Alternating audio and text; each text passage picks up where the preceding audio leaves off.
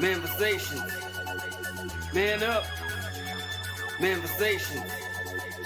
Man up. Manifestations. Man up. Manifestations. A place where we inform, build, and inspire. Manifestations. Man up. Manifestations. Man up. Manifestations. Man up. A place where we inform. Manifestations. A place where we inform, build, and inspire. You gotta eat what you kill. You gotta go out there. You gotta hunt for your meals. We all have that ability to connect with people, to be that motivational person in somebody's life. You gotta let people know there's certain lines you don't cross, and that there's gonna be consequences if you do. Man up. If you are an adult and you are in a relationship, that person's emotions are not your responsibility. Man up. Manifestations. Man up. Manifestations. Man up. Manifestations. A place where we inform, build, and inspire. The devil, during slavery, destroyed the masculinity or manhood of the so-called Negro. No man. No man. Right now you got to be trained all over again to be a man. When someone is obligated to do something, it is binding upon them to do it. And failure to do it causes reaction. Man up. Position make you rich. I don't have that type of richness. My richness is life forever. If that people knew their glorious past, if that people knew their glorious past, if that people knew their glorious past, then they would be more inclined to respect themselves. I'm not saying I'm going to rule the world or I'm going to change the world, but I guarantee that I will spark the brain that will change the world. And that's our job, is to spark somebody else watching us. A place where we inform, build, and inspire. Manifestations. Man up. Manifestations. Man up. Manifestations. Man up. A place where we inform. Manifestations. A place where we inform, build, and inspire. You want to tell me about yourself? Go get your friends. I'll tell you who you are based on who your friends are. Don't just live and die. That's an ugly existence. Make your life matter. Make your life count. Live a life where people can actually mourn you for the things you left behind, not just because you were around and existed. We need strong black nuclear family. Yes. Yes. That's what it is. Mother, father, son, daughter, all in the same house with a focus on the family unit as a whole. We had Tulsa, Atlanta, New Jersey, Detroit. We had Rosewood. We had Black Wall Streets all over. The Republicans aren't for us, but the Democrats aren't for us either. And we should have no alliance to any political party. We only have alliance to what is in our own best interest. A place where we inform, build, and inspire. Manifestations. Man up. Manifestations. Man up. Manifestations. Man up. A place where we inform. Manifestations. A place where we inform, build, and inspire. At the end of the day, as men in the community, we must stand together and be counted, because people look to us for guidance, leadership, and protection. And if we are not about that business, we are not on our job. Here we have grown-ass man conversations in the spirit of that purpose. Anthony Malcolm, Bobby Drake, Major Gage. We are. This is Manifestations 2020. Manifestations. Man up. Manifestations. A place where we inform, build, and inspire.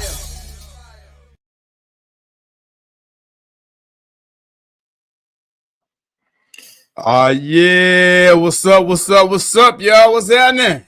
What's good? Major Gage in the building. Anthony Malcolm and Bobby Drake is going to join us in a little bit. What's going on, Ant? What's going on? Not much. Just hanging in there. Ain't nothing, man. Everything is good, man. I'm blessed. I'm feeling great.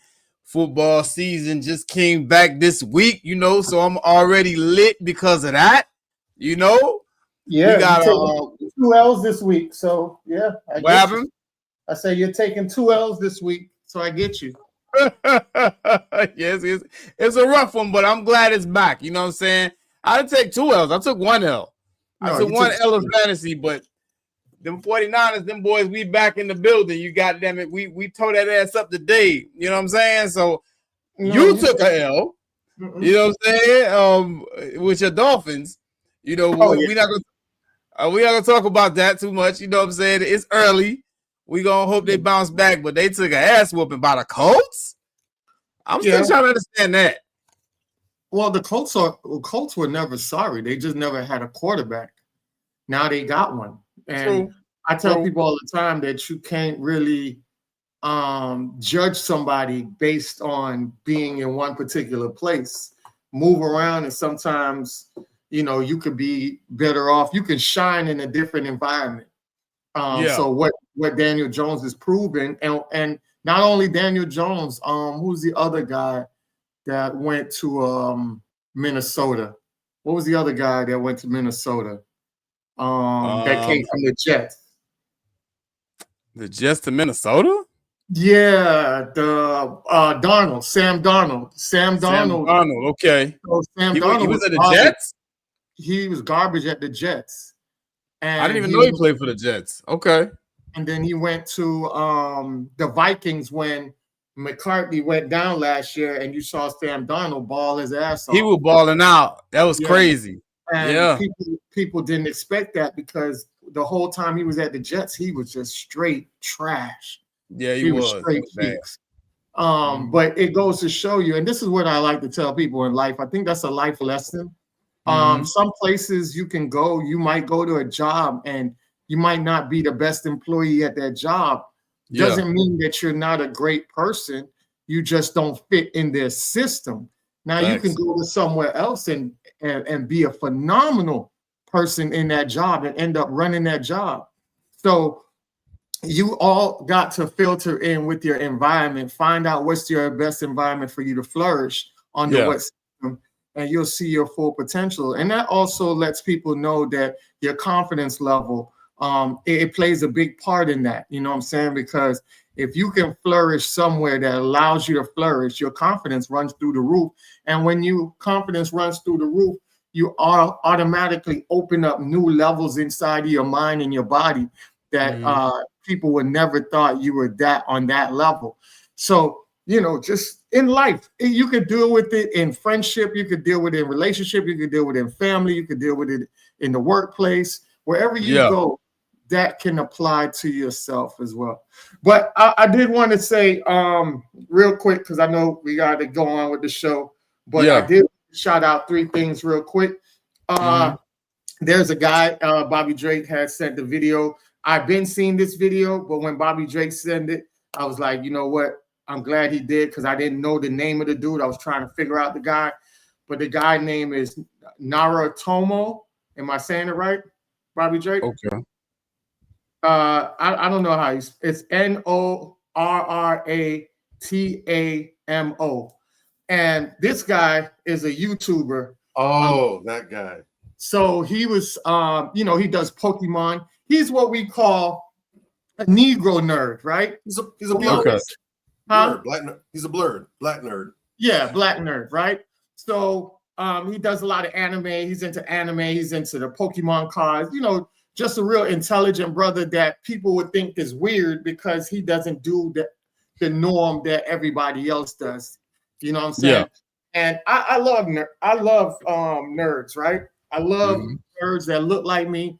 And I always say that in society, it's very powerful for us to have nerds like that, and to have these Negro nerds around us like that have that type of intelligence and capabilities, because we always see it in the dominant society in their white nerds circles, where you have these as hackers and these dudes that just do off the wall stuff.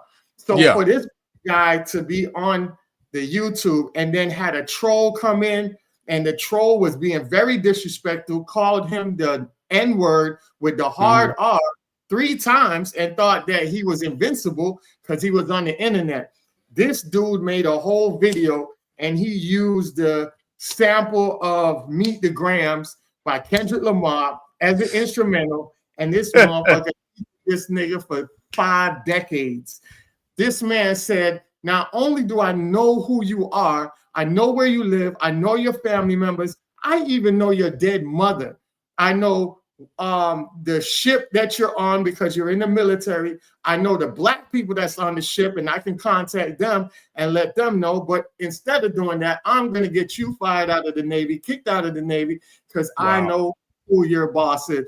And that said the most powerful thing that I love to hear from black people. He said, I don't give a F about your apology. I don't want it and I won't accept it. And that's the type of unapologetic stuff that I love to hear from people, man, especially people that look like us, because I'm tired of people always kissing cheeks and always turning the other cheek and cowering down and letting people get this apology thing going and simmer down what they should be doing, which is holding them accountable and destroying them so that way they know in life, don't mess with nobody, because this will happen to you. So kudos to that dude for doing that. Another one I wanted to show and bring up is a lady named Naomi Pilma. She's a Zambian lawyer who recently went viral after receiving hundreds and thousands of negative comments on a selfie she posted on Instagram, has now been invited to walk in the esteemed Paris Fashion Week, September 29, 2025. Instead of doing that picture that drew horrific comments, she chose to confront the negativity and embrace self-love, a decision that has been widely celebrated online. Shout out to that sister. She not the norm of attractive woman that we always run by. She has like a little curl here. She has a real enlarged African nose. And women were going in on her. They were just going in because they're so infatuated with this BBL world or changing your image to fit society norm of beauty. And this lady said, I put my picture up. Y'all sat back and y'all gave me all these horrifying comments and remarks. Instead of her cowering down, crying, or trying to, or might have made a post talking about killing herself, this lady said, no, I'm doubling down on it. I love myself. So forget y'all and forget what y'all got going on. This is who I am, and this is what I'm gonna do. And shout out to her for doing that. That was powerful because self-love, all these women talk about, self-love, but yet y'all demonizing a woman who's displaying self-love. So we want to get that popping. And last but not least, there was a lady that was out here that said that she was telling people to abort their children if the child's father doesn't want to be with them. And I'm like, the thing that bothered me about this, and I've seen a couple of good friends that I know that were sharing this stuff, and I thought that was very detrimental because you're sending a bullshit ass narrative just because he doesn't want to be with you. Now you're going to kill a life. And the thing that bothers me, and that I think a lot of people don't know, is that you have people that were conceived in rape. A lot of our ancestors that did a lot of powerful things, a lot of them have been conceived of rape. And a lot of movements and the needles that are pushed today that have pushed society forward would not be what it is today based on these people. So if these people had got aborted, our ancestors had aborted them, a lot of what we had going on now would not even exist. And possibly there wouldn't be no Harriet Tubman to free us out of slavery. We'd probably still be enslaved individuals right now or born into slavery. So I just want to list Lane Beachley, 7-time world champion surfer. She was conceived in rape. Our great ancestor, Frederick Douglass, was conceived of rape. Eartha Kitt was conceived of rape. And there's so many other people that were conceived of rape that have done phenomenal things for our society. So I just don't want that narrative being pushed out there and programmed to the people to think that just because something didn't work out with you and that God, that's between you and God, that will find a way for that child. And that child might be the reason why they're here today in order for them to do something great in the future. So imagine if you would have aborted a Malcolm X or all our great leaders, if they were aborted or they were killed by gun violence, it will alter what we got in the future. So don't alter what we have in the future based on your emotional response. And I'll land my plane on that.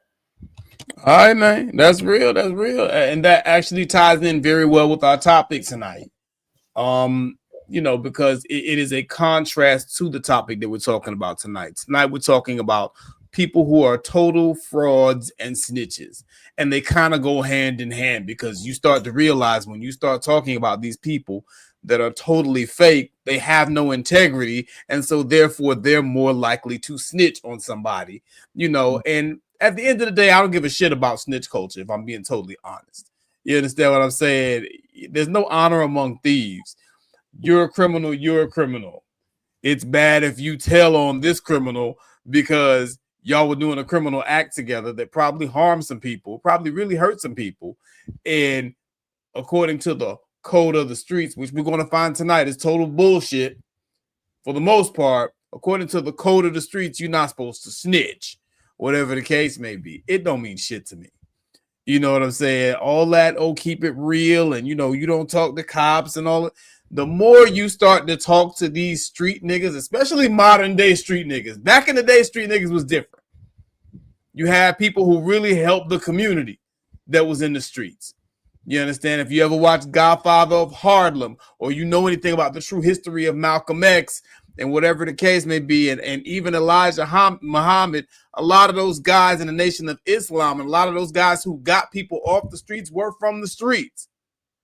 You understand what I'm saying? Different animal. When you start talking about niggas in the streets today, you start talking about people who do drive-bys and hit innocent children. So fuck them niggas. I don't care about anybody snitching on Young Thug or Gunna or whatever. It's the lack of integrity behind it that bothers me. As far as on a street level. But when you start talking about, like the Drake snitching, we're going to talk about that today. This has nothing to do with the streets. Drake is not a victim. He's a overgrown, whiny bitch that got mad because he lost a rap battle, and he goes snitching. Nicki Minaj, who's the first snitch we're going to talk about today. She was on Twitter, and, somebody said something she didn't like because Nicki Minaj she's out of ideas, I think. Her music has been trashed for a while. And so she keeps going on Twitter and Instagram and saying all these bizarre things to get attention. And she's making a fool of herself and destroying her legacy. And the OG, Mac Wop from out west, he said to her, hey, you better chill before you get put in a blender like your boy.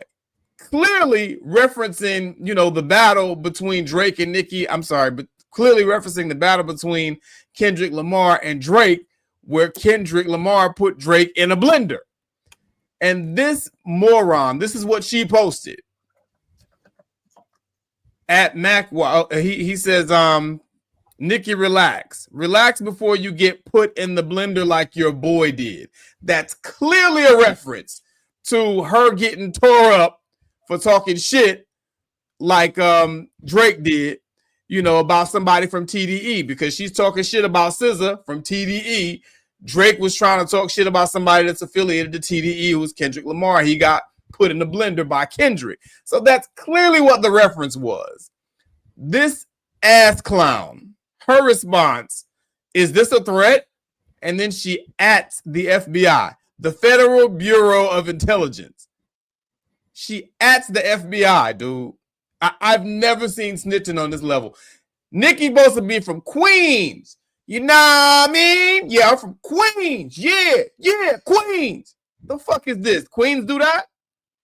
It's some bullshit. Then she goes further at MacWop. Did you just threaten to harm me? At FBI, I want this man investigated right away.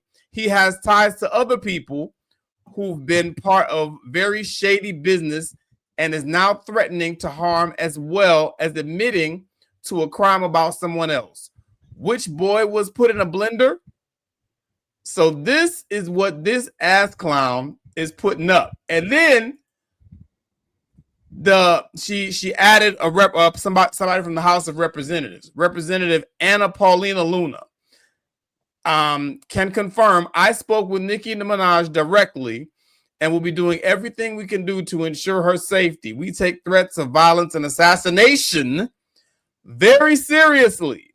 RICO is also illegal. I am deeply concerned that there has been unchecked corruption within certain aspects of the rap industry. Artists should be respected and not afraid of managers, labels, etc.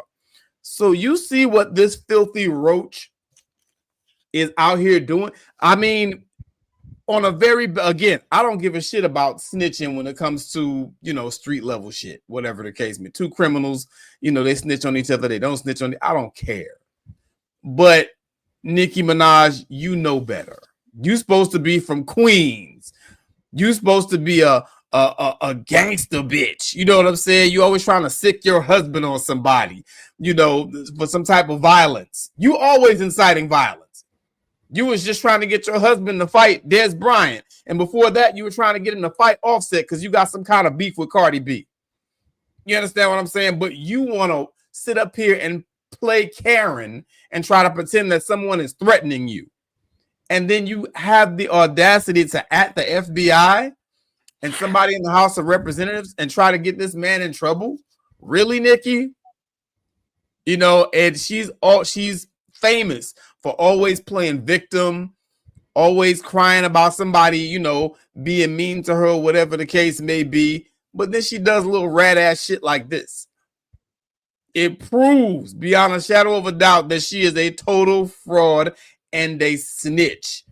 It's despicable. That type of snitching, I got a serious problem with. What y'all say? Well, I have to push back a little on that because for me, I think Mac Wap, I never heard of this dude, but I just Googled him. He's from TDE and he's basically protecting SZA. So my strategy would have been totally different than that. I would have been like, hey, aren't we supposed to be out here protecting our sisterhood? What's the sisterhood culture? Y'all not doing that. You're throwing another black girl under the bus because you have these tyrants. You're not getting therapy or whatever the case may be. But I would do it. I would put it in a frame of a woman attacking another woman, and I'm a black man coming to protect this black woman. Where's all the women that's saying, there's a black man protecting a black woman? You don't hear that narrative. You are focused on what you're calling a threat. What he said, like your boy being put in a blender. I think the way he threw that out there, it was very reckless and it put him in a bad space. So you can see how somebody who's running reckless can use that to now garnish sympathy because she's been running in a spiral motion and wasn't getting no traction. Now she has a little bit of traction by trying to flip this in order to play victimhood and get people on her side, back on her side that she might have pushed away now, because we already know the gender war thing is similar to white supremacy, right? White supremacy will have issues with white women, but the minute that they both, white women and white men and white women have issues with black people, they stop the in-house fighting and get on code and try to get at the black people and cause racism on black people. When that dies down, now white women and white men are fighting with each other. That's why you have a lot of white men that go overseas and go get different ethnic type of women, just like Trump and all these other people. McCollin, he's married to an Asian woman. So they have their own in-house fighting. That's how the whole feminist movement got started. So I just think that he just did it in a poor choice of doing it. And he needed to be more strategic about framing it, because he is right about what he said, but the way he said it now puts himself and his whole team and everybody under the eye that didn't need to be under that eye. Stop playing with people that are out here running reckless and need to go to therapy. Nicki needs to go to therapy, and it's not nothing that should be even challenged. That is a must. But if you have people out here, if you have people out here that's mentally ill like that, stay away from them. Don't react to them. Don't at them. Don't do nothing. Let them go and destroy themselves and walk away from it. And I'll land my plane on that. Okay, fair enough. Fair enough. I hear you on that, Bobby. Look, I this whole concept of snitching to me is hilarious because, and again, speaking as a 100% square dude, not from the streets, never been in the streets by the grace of God, which is a beautiful thing. That's not something to aspire to. That's not something to desire. Facts. You know, we got a lot of these suburbanites and these other folks who had good parents or attentive parents or parents who made it their every goal to keep them out of the streets. And despite all that, you have these knuckleheads that want to try and go in there and try to get all kind of credibility for what reason only God knows. But I was never in the streets. I never aspired to be in the streets. So that's not my struggle. Right. But I do understand to a degree some of the street politics that goes out. And let's be clear, because like a lot of other terms that have definitions, that have meanings, like simp, for example, the word snitch has been horribly stretched out of shape. Right. And what was once primarily a size small has now been busted open by people that wear XXXXL to the point where you can't recognize it anymore. Let's be clear, because I'm a huge believer, because I believe that words are tools. Words, regardless of what language you speak, words are tools that how we define and shape the world around us. It's how we interact with things. I know that this is a cup or this is a mug. It's not. It's not a fork. I'm not. If I say I want a fork, I don't go grab for this. So the words we use are important because they define the world around us and how we interact with it. The way people use snitch nowadays is a person that basically shares information that other people don't want them to share. Pretty much. That's not what a snitch is. And if you use the term in that fashion, you're a dingbat. Okay. Out there. A snitch is person. A snitch is a specialized term. A snitch is a person that goes ahead and betrays other people involved in the same enterprise as them for the purposes of trying to escape consequences of their own actions. So, for example, right now we got us a 3-man bank robbery crew: Major Gage, Anthony Malcolm, myself. We all got hit a lick on Bank of America. Ant is the getaway driver. Me, I'm standing at the door. I'm doing crowd control. Major's out there. Go ahead and she's securing the funds. He's literally securing the bag. Okay. We got the money. We make the getaway. We get busted. Boom. All three of us are hauled downtown. We got some run-of-the-mill, stereotypical good cop, bad cop scenario going on. The cops come to me and they say, Bobby Drake, we know Anthony was involved. We know Major was involved. We know you was involved. Come clean right now. Make it easy on yourself. And I decide, okay, well, I'll go ahead and snitch on them if you cut me a deal so I don't get prosecuted. All right, cool. So we're going to go ahead. You confess, give the details. We're going to bust them too. And you get off scot-free. I go ahead and snitch and I tell all the details. I spill all the tea. I out them. That's snitching. I'm involved in this activity and I'm tattletaling, not because I had a crisis of conscience, because I felt guilty for what I did, because I feel bad about what I did. I have remorse. I had to come to this moment. No, I just want to look out for my own behind. And so now I'm telling so they can get in trouble and I'm good. That's snitching. If somebody over there sees Major, Ant, and myself committing a bank robbery, we go out, we're here committing the crime, and they call 911 and say, hey, I saw these 2 guys committing the crime. They're not snitching. They got nothing to do with the nonsense we're talking about. That's on them. So the whole concept of some of these people snitching and tattletaling, it ain't what the case is. Now, I would be open to extending the definition of people that go ahead and try to bring law enforcement and other folks in to handle their beefs because they're stupid and because they're trying to go ahead and start shit. I'll go ahead and co-sign that. And what Nikki did is definitely falling into that category right there, because she knows good and hot damn well that what he meant by talking about you out here, FBI, what does this person do? You know exactly what he's talking about. You know who the boy is. You know what he's talking about. He's talking about Kendrick Lamar putting Drake in the washer and the dryer and hanging him out on the line. That's what he's talking about. So in that case, that's definitely a snitching heifer. And she needs to be quiet, because what you should be snitching on is her husband and the children you keep on looking at online. That's what she should be snitching on. Yeah, that's something else right there. I will say you're partly correct. No, that is not technically the definition of a snitch. I actually meant to put this up first. Let me put this up first, but I will say that is the formal street definition of what a snitch is. That is the formal definition of what a street definition of what a snitch is. But a snitch, very simply put, is someone who informs on someone who steals. That is a form of that's actually what the word actually means, the first meaning. But to inform on someone in any capacity is snitching. That is the formal definition of what snitch means. But to your point, when you start talking about from a street level, what you said is exactly correct. If you commit some crimes and you roll over on the niggas you committed the crimes with so you could get off, yeah, that's the textbook definition from the street point of view of what a snitch is. That is absolutely correct from that standpoint.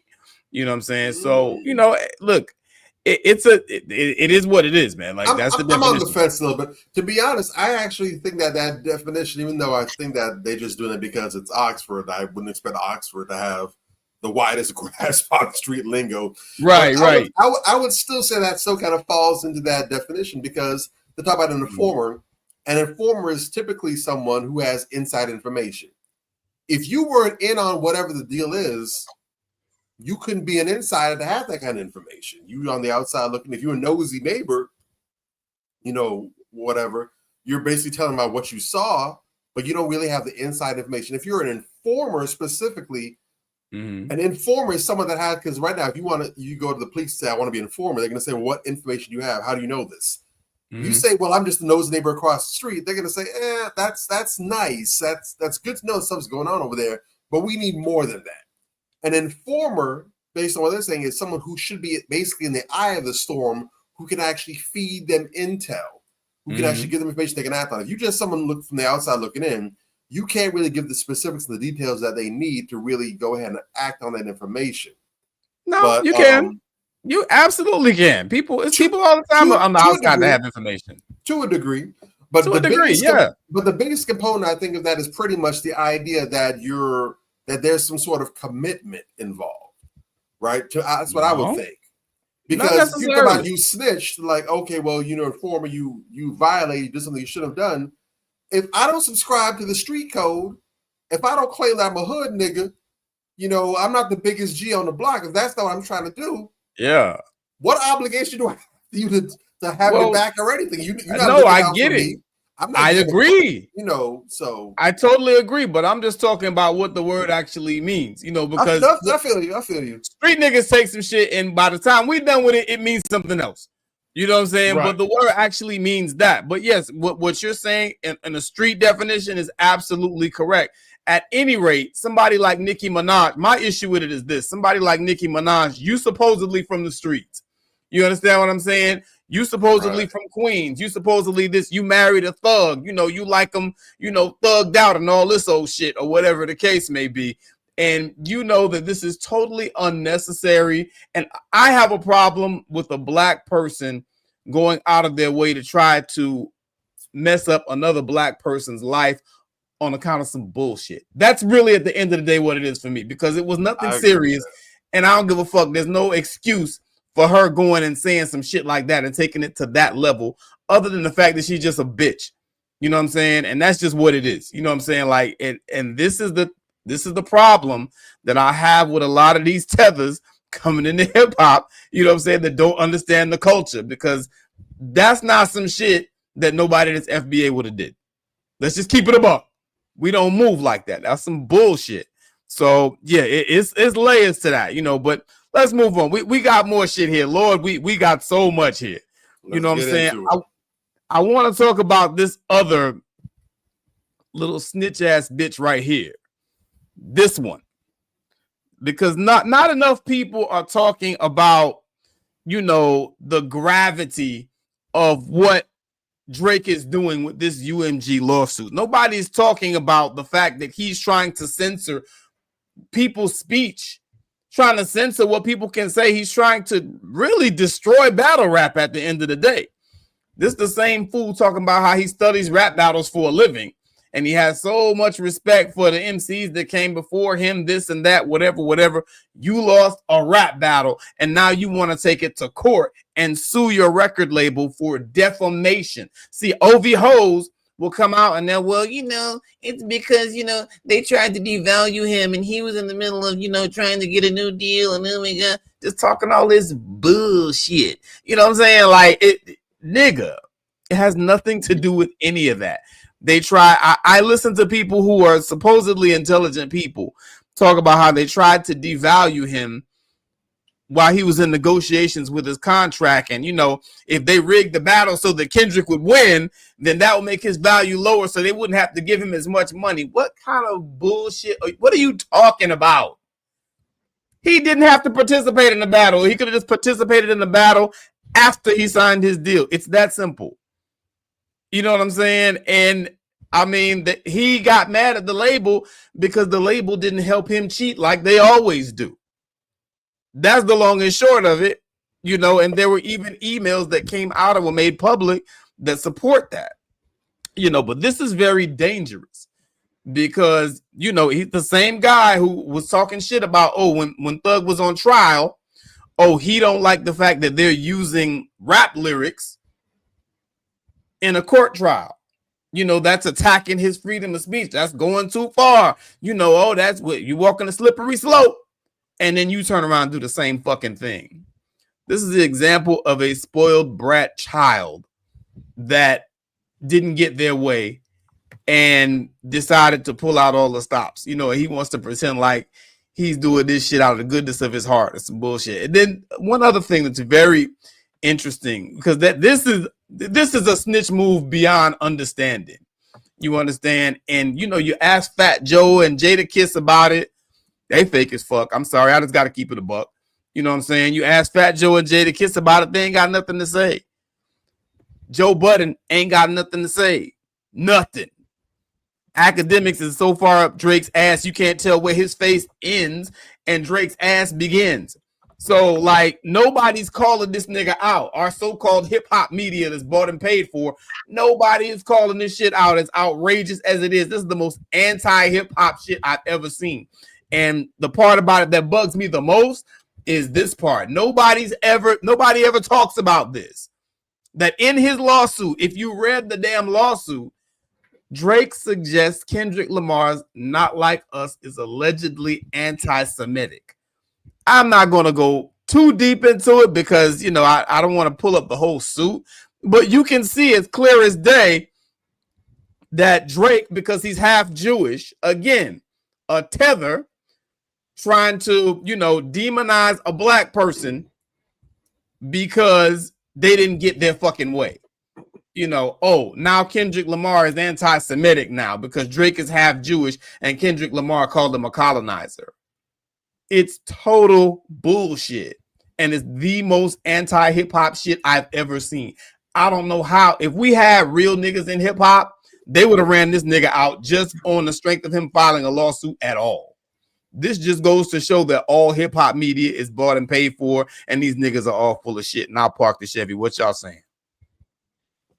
Yeah, I don't even subscribe to Drake anymore. Every week is a new lawsuit, so it's just like hurt hole syndrome. Well, what do you expect as a guy that puts barrettes in his hair and paints his fingernails? I mean, facts. You don't expect more from a guy who's profusely exuding feminine energy, you know, all the time. So you're gonna get that feminine energy back.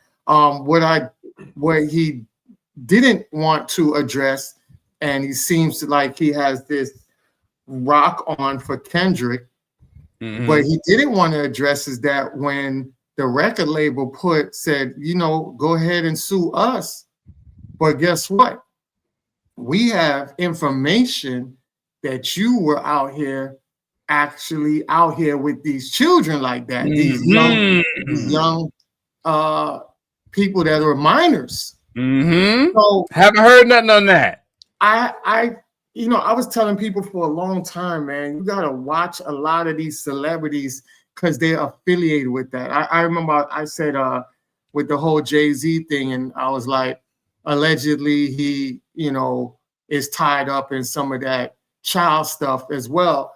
And it goes real deep, but I don't talk about it like that, because when you talk about things that's really not going to be brought to the open, it becomes now, oh, you just this conspiracy theorist and you don't know. So I just leave it alone. But when it pops up, I'll be like, So it's one of them ha-ha moments. So it's the same thing with Drake. I've been telling people for years that Drake was out here messing around with these underage people, right? Yeah. And nobody wanted to believe me. I've seen the posts. Yeah, nobody wanted to believe me because I did the research. And I kept telling people why Drake has a big article with this guy saying this is his new friend. And his new friend was the guy that owns Virgin Records, right? The British Virgin. Sir Richard Branson. Sir Richard Branson. Yeah. There you go. Sir Richard Now, the whole thing is about Epstein Island, Epstein this and Epstein that. They got you pointing this way, and y'all not even looking to the left and realizing that this man got the same island that Epstein got. He been at his own island. He got his own airline, the whole shebang. How about that? This man had Obama over there. Y'all don't put the links together, and y'all don't see. I've been telling y'all years.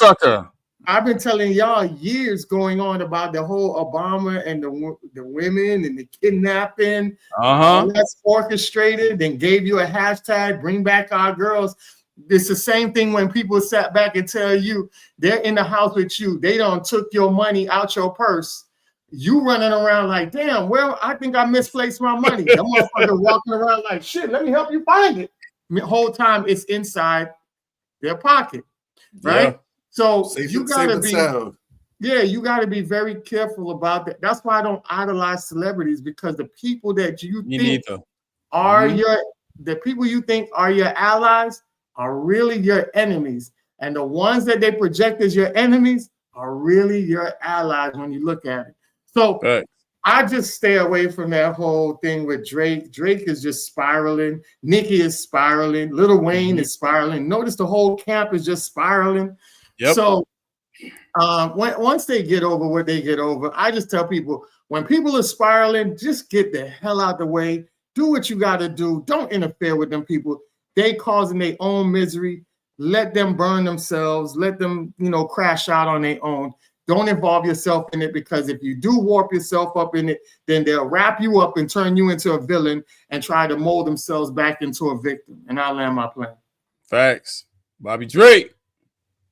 Oh, from certified lover boy to certified pedal god, now they made the pivot again to certified legal boy.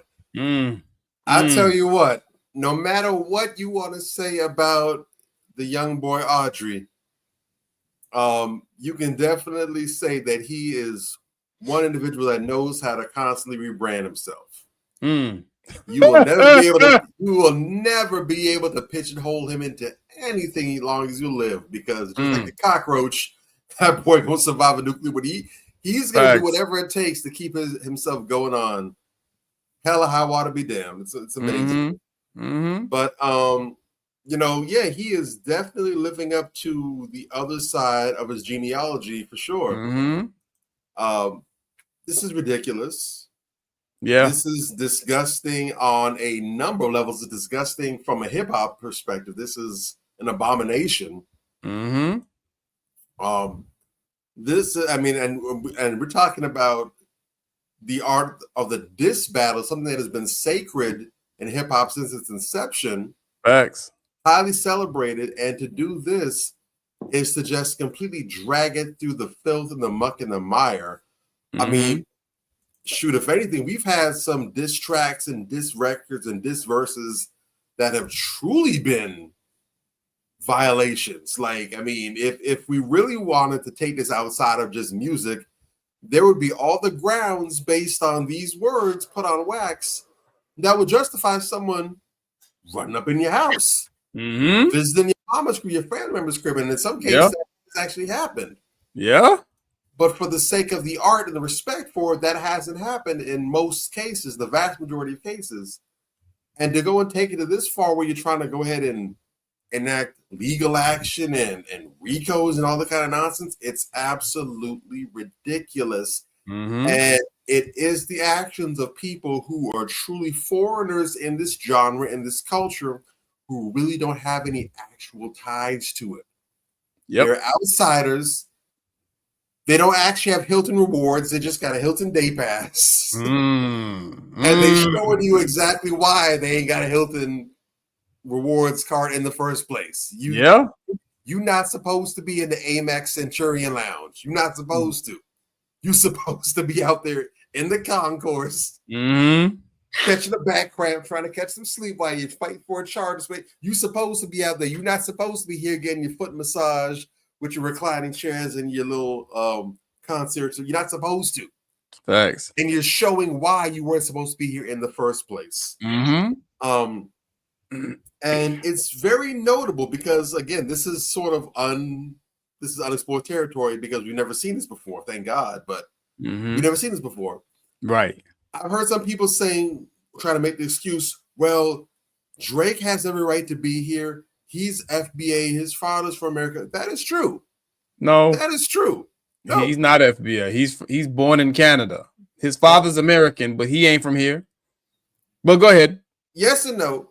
But part of the issue, and you're right there as well, too, but part of the issue with that is that might have some validity if he was born in Canada, but if he was raised in the States with his father, it might have been different. But here's the thing. And the funny thing, the irony is that he wants to try and claim that the diss records were anti-Semitic. But the funny thing is, part of the problem actually is that side of your family. So let's go to your family tree for a second. You got a Jewish mother. Now, I know a lot of Negroes like to commonly say that you are whatever your daddy is and that whole nonsense. Okay, whatever. The funny thing is, the other side of his culture is actually very much against that. The Jewish culture actually is matrilineal. It's not patrilineal. True. That is true. It's not a patriarchy, it's a matriarchy. So in the Jewish culture, according to them, you actually are whatever your mother is. So perfect situation for this, ironically enough. If your mother is Jewish, hi, Aubrey. And your father is foundational Black American. You Jewish. Hi, Aubrey.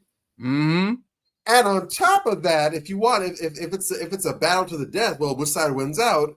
Yeah. And you are raised in the country of your mother and raised by your mother. Patrick. Hi, Aubrey. You're not Black. You're a yarmulke boy. Yeah, facts. You a member of the Baby Hat tribe. That's it. And when you take that into consideration, all of his behaviors and mannerisms and how he's approached this whole thing reeks of the non-FBA side of the family tree. Facts. And that's the thing. Yeah, it's like, why y'all keep accepting this nigga? It's like, why y'all niggas keep going on Vlad? We was asking that question last week. It's the same thing. Niggas are such slaves to the dollar that I don't give a damn what kind of colonizer it is, how out of place they are, how awkward they look and sound. I've never gotten what the big deal is about Drake. He really comes off like a white boy that's trying to be Black. Really. Like, since the first time I saw the nigga, I didn't know what he was. I just knew he looked awkward and out of place. You know what I'm saying? It'd be like Justin Bieber on a 3-6 Mafia track. Like, what the fuck you doing there? You know what I'm saying? Like that's how he comes off. And motherfuckers be, yeah, that Drake, man, that shit. What? Kiki, are you with me? Shut the fuck up. Nobody want to hear that shit. You know what I'm saying? Well, dude. See, the thing is, he's a pop artist who cosplays and masquerades as a rapper. That's what he do. That's basically what he is. So if you look at it from that perspective, it makes all the sense in the world. If you look at him like, okay, well, he's a rapper, then of course you're gonna get a migraine and you're gonna kind of start losing brain cells. It's not gonna make sense. But it's not supposed to. You put him in a box he don't belong into. Right, but that's what I'm saying. It makes sense from his perspective, from a record label perspective. Okay, but to the people, we should have been called that shit out. What the fuck? Why are y'all listening to this nigga? I'm gonna tell you why right some now. People call him the GOAT. Get the fuck out of here. What? Come on, man. People call him the GOAT. The streaming GOAT, maybe. I mean, if you want to do that, we can probably. I wouldn't be opposed to calling him the streaming GOAT. If you want to say that, then, and even that again, but because see, once again, when we look at the controversy behind the whole streaming issues that he put out there, right? This whole idea of, well, you know, UMG, you've been backing me and boosting my streams for the longest time. How you gonna betray me and boost somebody else's streams? Now that calls into question: were you really ever that hot, or were you basically just payola 3.0? There you go. There you go. We can't even say that. Now, if this was back in the day where there was no streaming, where it was all about who's getting straight up album sales, which the distributors hated because they couldn't fudge the numbers, but you can't lie who paid what. Right. We know who the GOAT is. Michael Jackson. Not just that, we also know what the in-person experience is. Right. Michael Jackson come out on stage, man, just standing there. Yeah. Ass probably itching, but he can't, you know, he don't want to scratch. he can't. You gotta stay still for like 5 minutes. Man not budging for 15 minutes and got people passing out. They have ambulances, EMTs in the arena anticipating the result. People are passed out hysterical just from seeing this man from 60, 100, 200 feet away. They're looking at him on the Jumbotron. They passing out unconscious because they just saw Michael Jackson. And the man ain't said a word. The DJ even started spinning the record yet. There's no music. The only sound is the crowd going crazy. You can't fake that. You can't fake that. You can't fudge those numbers. That's not numbers. That's just straight up aura. No, he ain't the GOAT. But part of this, and a large part of the problem with this, is because, unfortunately, we do not gatekeep our culture. There you go. That's what I was trying to get to. Everybody else gatekeeps their cultures. FBA, unfortunately, do not gatekeep their culture. And speaking as a non-FBA person, this always bothered me because I was, for the most part, raised FBA, or, you know, I was raised in that culture for the most part. So even though I was never part of it, I was involved in the culture. I was observing the culture. It always annoyed me to see people who weren't, specific people who weren't Black. They always just get the keys to the kingdom. You're invited to the cookout. That phrase literally grates my nerves when he said, "You're invited to the cookout." No, damn it, ain't no invites to the cookout. If you didn't get an invite the first time around, ain't no redos. No, you can't pay for admission. No, you can't come to no cookout. No. This is you don't hear anybody else saying, "Oh yes, you're welcome to the cookout." You never heard of that. And every time you see us trying to go ahead and put our nose in the business, look at country music, which actually is an FBA genre that got done the way they did jazz. Black folks trying to get back into it and re-embrace their genre, and they're being told, "No, you can't come in. This is our culture now." Yeah, it's despicable. It's wild, bro. So look, man, that's the problem. That's the problem right now, because technically, if you look at it from that perspective, Drake is an advanced level issue. You got a brother that has some biological ties, but isn't really of it. Drake is an advanced issue. So if you ain't handling basic business, right? Of course, Drake is gonna throw you for a loop because you're like, well, his daddy here, but his mama here, but he doing. Well, we got to move on, but you make good points there. I want y'all to check this out. Tell me what y'all think on this. I saw this and my head exploded. Because this is the prime example of what we're talking about in 3D right here. You know what I'm saying? Let me show you this. I became affiliated with YSL around 2016. Is that true as it pertains to you, Mr. Kitchens? Yes, ma'am. YSL is a music label and a gang, and you have personal knowledge that members or associates of YSL have committed crimes in furtherance of the gang. Yes, ma'am. You were present when law enforcement officers stopped a vehicle in which you were present along with Jeffrey Williams, wherein hydrocodone, methamphetamines, and a firearm were recovered. These items did not belong to you. Yes, ma'am.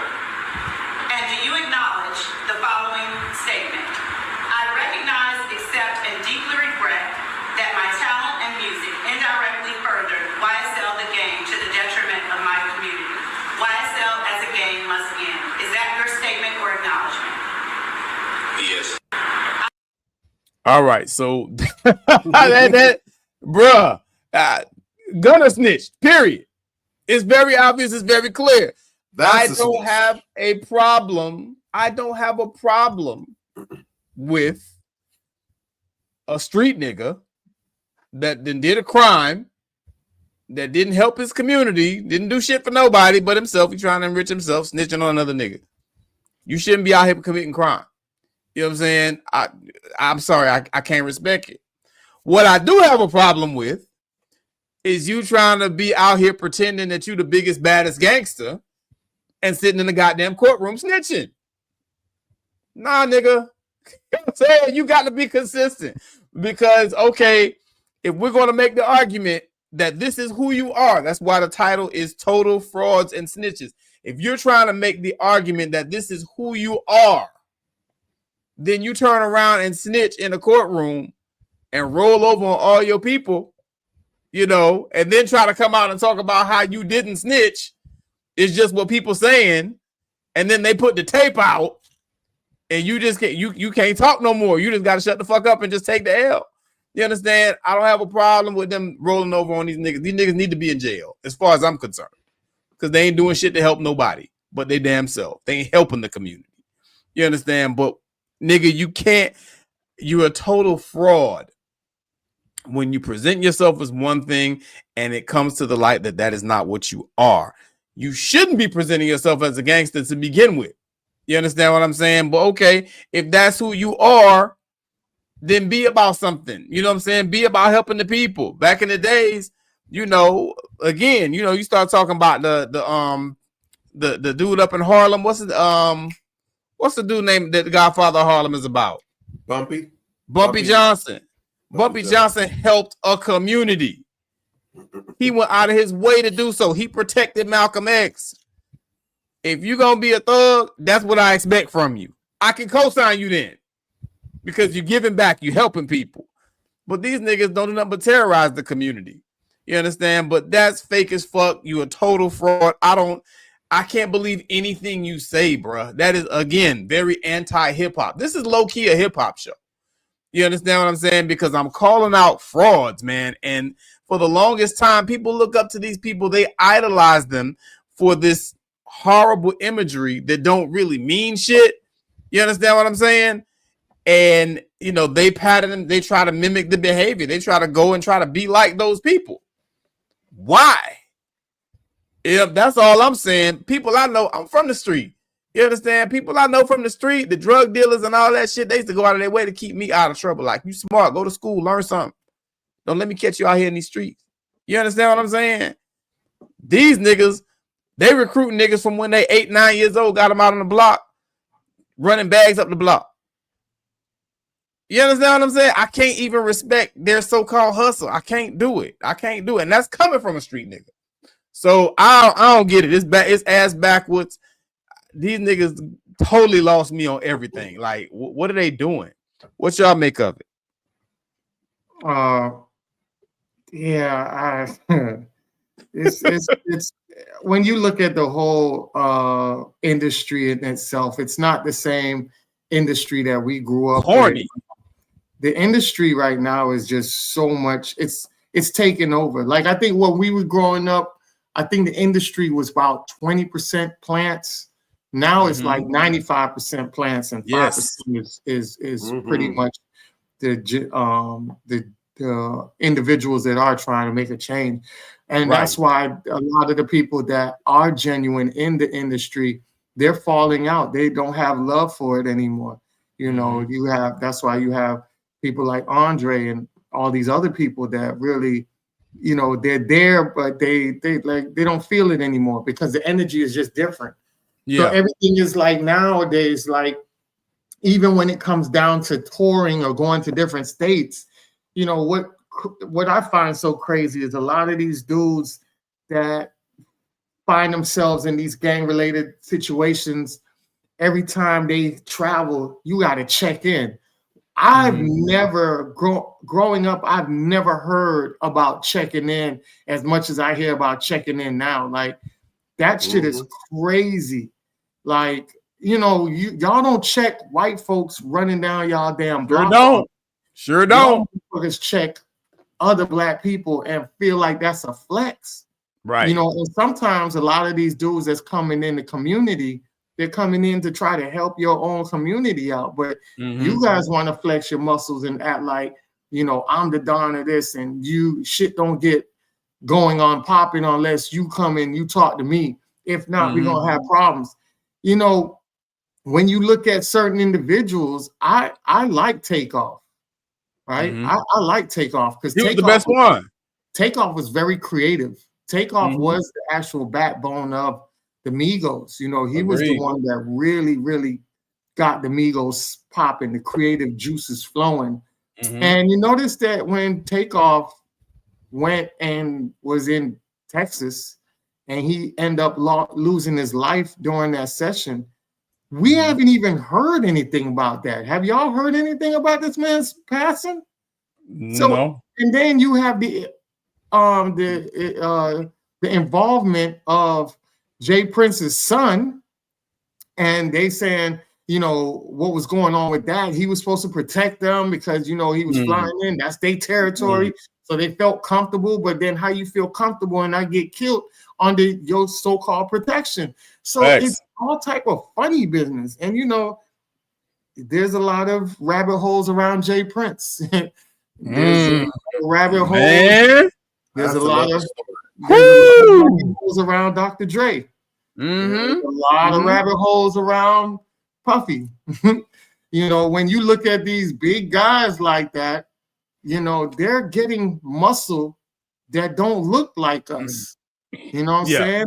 Because you don't have these guys that run around here as bad as they portray to be or are, that they are immune from punishment. That's crazy.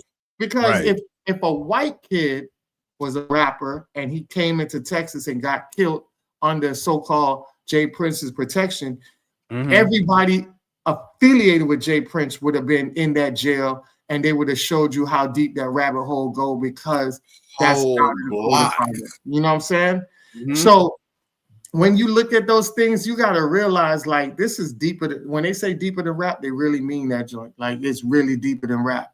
And I think a lot of this stuff, man, you got to stay away from it. So all the young fellas out there, and you want to get in the rap industry, and majority of the way they're telling you to do is you got to be affiliated with a gang, man, it don't even make no sense, man. Just start your own stuff, do it as a hobby or whatever you want to do, but don't go into that, because you're going to get sucked into that lifestyle and you're going to get, quote unquote, sacrificed in the process of it. You know what I'm saying? So just find your way, find your niche. This world is a lot of evil corridors in it. Find your peace, find your tranquility, and find your tribe. And I'll land on that. Facts. Bobby Drake. Yeah, man. The whole concept is really corny. It really is, because if you think about it, the largest real estate owners in the country, it's not any specific racial demographic, it's not any specific person. the largest real estate owners in the country right now is BlackRock. Corporation. Yeah. A corporation that has its fingers in a lot of different pots. A lot of politicians are enthralled to them. Even political candidates, even recent political candidates, as recent as the presidential election, are enthralled or have made the devil's deal with BlackRock to go ahead and enable them to do what they're doing and move the way they're moving. Yep. So the idea that you're going to come in and try to G-check me and tell me or any other black person that you need to check in first is laughable. I respect it if you go to those real estate developers, go to BlackRock's office and say, hey, you want a block survey, you need to check in with us first. I'll respect that. I'll tip my hat. I'll go ahead and rock the colors and everything else. You want me to go ahead and I can't wear a certain color on this day? You got it, boss. I'm on the line with that. If you go over and checking them. Yeah, they'll never do that though. If you exactly. So don't come to me with your BS. All you do is just punch in another, as Neely Fuller Jr. would say, is you're attacking another fellow prisoner of war. You're a prisoner of war just like me. You just like me in the system. Ain't no reason for me to bow down to you or whatnot. So that's ridiculous. Agreed. And we have to understand and recognize that the solution to powerlessness is not to try and exert power over other fellow powerless people. It's to go ahead and stack your power so you can butt back against those who are in power. Right. Yeah, that's what it's supposed to be. We've lost our way. Remember, these gangs that we know about, the Bloods, the Crips, all these gangs originally were created with the purpose of protecting black people because we were subjected to racist, white supremacist violence in our neighborhoods. Right. And so to protect ourselves, we understood, okay, there's strength in numbers, so we're going to form gangs to protect ourselves and our community against white supremacist interlopers. They come in our community, we shut that down. They try to attack us or pick on us, we shut that down. Facts. Then, of course, the government didn't like that. They stepped in and intervened. They corrupted and perverted the purposes for the existence of gangs. And now here they are. The reasons why we have gangs in the first place, trying to go ahead and lecture and down talk and finger wag at us now about gang violence and everything, while refusing to take part in why we even have gangs in the first place. We shouldn't have to have gangs. This shouldn't have had to have been a Crip or a Blood or a Vice or anything else. That shouldn't have had to happen. This was a result of your misconduct, dropping the ball, and now you intervene, you cut the head off the snake, and now you have a whole bunch of offshoot gangs that have no ties, no connections whatsoever to their original purpose, and that's why they're out here wilding. The gang violence we see today is nothing like what it used to be back in the 80s and 90s, because back then they at least had direction. You had everything that at least they were guns, yes, but they had aim, they had a scope. These ones out here, they don't got no scope, so they're just firing aimlessly off into nothing now. That's my issue. But we need to understand this, and I've seen some things recently that indicates that it looks as though there's a course correction that's happening in street culture now. From what I'm seeing, you've seen a lot of OGs that are starting to actively speak against this now. I know Wallow made a very impassioned plea the other day. He's also been very active in trying to get some of these youngins to go ahead and turn the corner to hang it up. A lot of these old heads now, a lot of these cats, they get locked up when they come out. They're not on that recidivism stuff where they're going back and they're reoffending. They're getting out to start legitimate businesses. They're really trying to actively get away from the streets. So it's looking like this finally, we've been praying for this. Finally, a decimation of street culture where we're understanding that being from the streets is one thing, but the criminality is now optional. We don't have to do that anymore. It's looking like we're going that direction. I'm praying that's the case. Yeah. We need to do that. And so we can finally separate ourselves from what used to be this criminality. And so the last remnants of this now is the goofballs in music trying to pretend that they're the biggest Blood, they're the crippiest Crip, they're the most viced out Vice Lord, they're the most gangster of the gangster disciples. Finally separate themselves from that. If we can separate that all together, the last bastion of that, I think we good. I think so too. And that is one thing. Believe it or not, I actually like this Young Thug trial thing because what it's showing people is just how corny these motherfuckers really are. It's showing people how corny these so-called street niggas are. It really is in 4K. We're seeing it. Cosplay gangsters. It's beautiful. It's beautiful. And strangely enough, this character right here, I can't stand him either, but he been calling them out. I want you to check this out. Nobody's talking about this. This is very, very interesting. I know where you're going. White just admitted and confessed and said that he has evidence and proof that Young Thug and Yak Gotti engaged in witness tampering. That Young Thug and Yak Gotti's team contacted Charleston White to help them beat the case. And when they contacted Charleston White, they encouraged Charleston White to help YSL Woody with his testimony on the stand. And Charleston White coached YSL Woody on behalf of Young Thug so YSL Woody could help Young Thug beat the case from the stand. That right there is textbook witness tampering. The trial is over, but you still got 3 years to charge Young Thug with witness tampering even after the trial is over. First, Thug them reached out to me. When them niggas were going to trial, they wanted my help. I'm gonna tell you the honest God truth. And the only reason I ain't been saying it because I fuck with a lot of them niggas. But hold on, my nigga.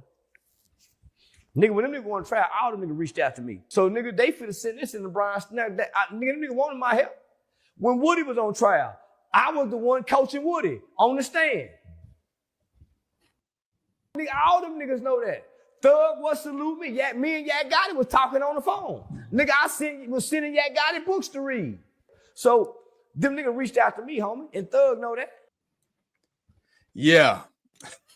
yeah. That right there, that might be the kicker.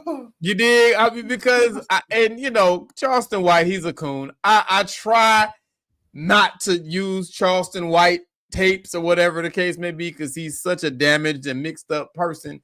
He's a character. You understand what I'm saying? And I really try not to use him, but I thought that was very valuable. You understand? Because again, you run around talking about this code of honor and, how could you do me like that? You snitched on me. You a criminal. And so is everybody else. And how can you trust the goddamn criminal? You understand? It's not like you have to do this. Again, you're comparing niggas in the street these days to niggas in the street back then. It's not the same. You kind of had to do it back then a little bit. You know what I'm saying? Slavery was over. They just put us out in the world, didn't give us no jobs, no money, no nothing. You kind of had to do what you had to do.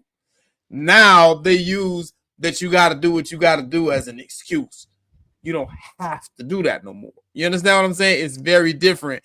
But if these fools were out here witness tampering and there's evidence of that, it's going to come back to bite them in the ass. And, Charleston White is a proud snitch. In fact, niggas don't bother him because he's always threatening to snitch. You know what I'm saying? And I believe he's an agent. Because if he's out here saying that, he helped them with witness tampering and nobody's coming for him, well, that kind of tells me all I need to know. You understand what I'm saying? And again, people keep inviting him on their podcast. People keep hanging around him, and for whatever reason, I don't know what it is with these musty little insects that niggas like to keep around, like Charleston White, like DJ Vlad, like Adam 22. You know what I'm saying? But it is again. You know what I'm saying? But I use that video to kind of prep for the next one. You know what I'm saying? But what y'all have any thoughts on that real quick? Because we're gonna get into Young Thug in a minute. Charleston White is a very intelligent dude. It's hard to see. It's hard to gauge him as an individual because he's like okay. It's hard to gauge him as an individual because it's like the stuff he does, the background he talks about, the things he has on his resume, which is verifiable. But then he starts to do this stuff, and then when he says, people don't listen to you when you talking real stuff, but then when you start doing this shit and you flow it in, you get to where you need to get to. And you know, Mm. even when you look at Kevin Samuels, he did the same thing too. Like a lot of stuff he has is on point, but a lot of stuff that he did was very animated and for algorithm and the purpose of doing it to get the attention and grasp to make money, right? And now you see him running around with these big chains now. He wasn't, so he getting money now, you know what I'm saying? It's just hard to gauge him on that. So I just take whatever he do by grace. But knowing that he had his hands tied in something like that, you know, it's I don't know. I'd have to. I mean, on that. I hear you. I'm gonna theorize it. I'm gonna say it like I always said it. Even in the Panthers, you know what I'm saying? The people that were the biggest agents were the ones that was the loudest and the ones that was in the front the most yelling. You know what I'm saying? You can't be believable and get people to follow you as an agent, which is what he is, if you're not telling some truth. You know what I'm saying? That's what I think it is. But we'll see. It'll all come out in the wash. Go ahead, Bobby Drake, real quick, so we can get into this last one. I firmly believe that all these Marvel movies that we've been seeing, at least the last several ones, have been trying to kind of initiate us or get us comfortable with the idea of alternate universes. Because you can't tell me we're not living this kind of parallel universe. It's a multiverse. This cannot be real life. I'm so ready to get back into bed and just, you know, put myself in a coma and then wake up several years and try this again, because you can't tell me that this is reality. What a time to be alive. That's all I can say. Again, it's interesting. The thing that's funniest to me about this, because I really don't have an opinion about this one way or the other, because this is just so bizarre. We have this whole RICO case geared towards shutting down basically a label record or a label affiliation. Yeah. And there's also the criminality involved, allegedly, and they try to do all these other things. And now here you have Charleston White, somebody who has actively been pretty much banging against everything that you've said. But you go to him as an advocate, hey, help me beat this case, coach me. It's just interesting that, because witness tampering is nothing new. I mean, let's not act like there's some kind of brand new technology that was discovered. Witness tampering is old as the legal system has been around. Of course it is, yeah. It's interesting to me that this is a person that you would go to when we're talking about RICO. Yeah. This is serious. This ain't no play. They're just, okay, gone in 3 years. I'll be back out in a moment. We're talking about some football numbers. We're talking about maybe even some NBA All-Star game numbers. You're going to be gone for a significant amount of time. A whole lifetime is going to pass away before you get back out again.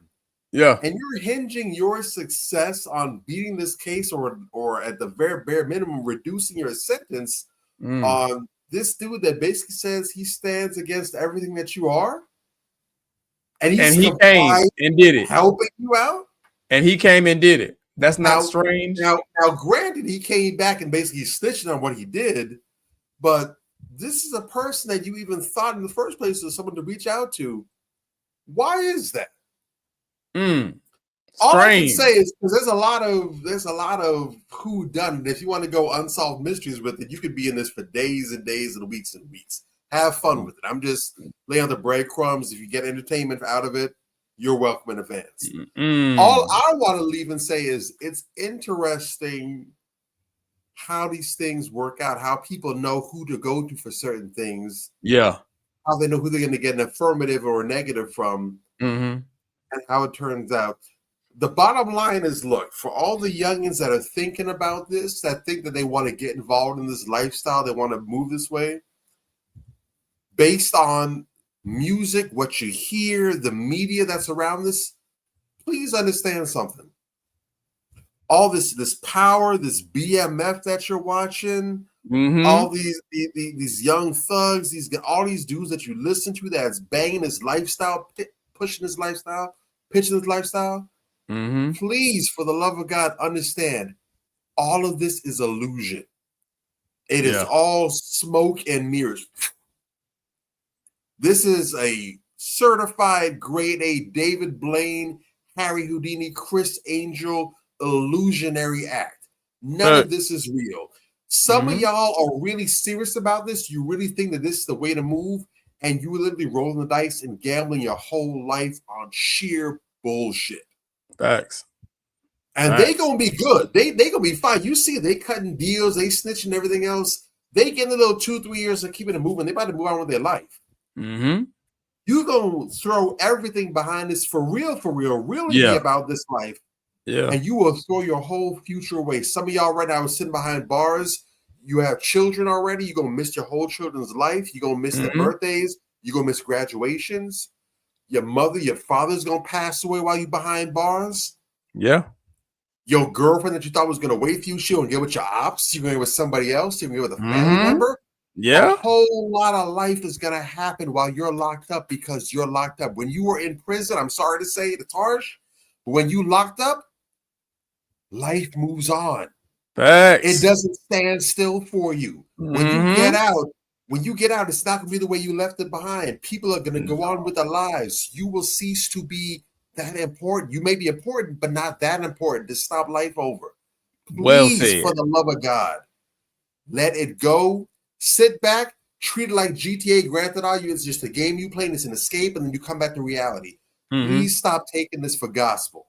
Well said. And with that, we're going to transition. That was very well said, and people really need to understand what that is, man. This is entertainment. This is not a real. This ain't no autobiography or biography. This is entertainment. This is fiction. Poor fiction at that. This is horrible fiction. You better off reading Harry Potter if you really trying to get your rocks off. I'm just telling you. All right, let's get it.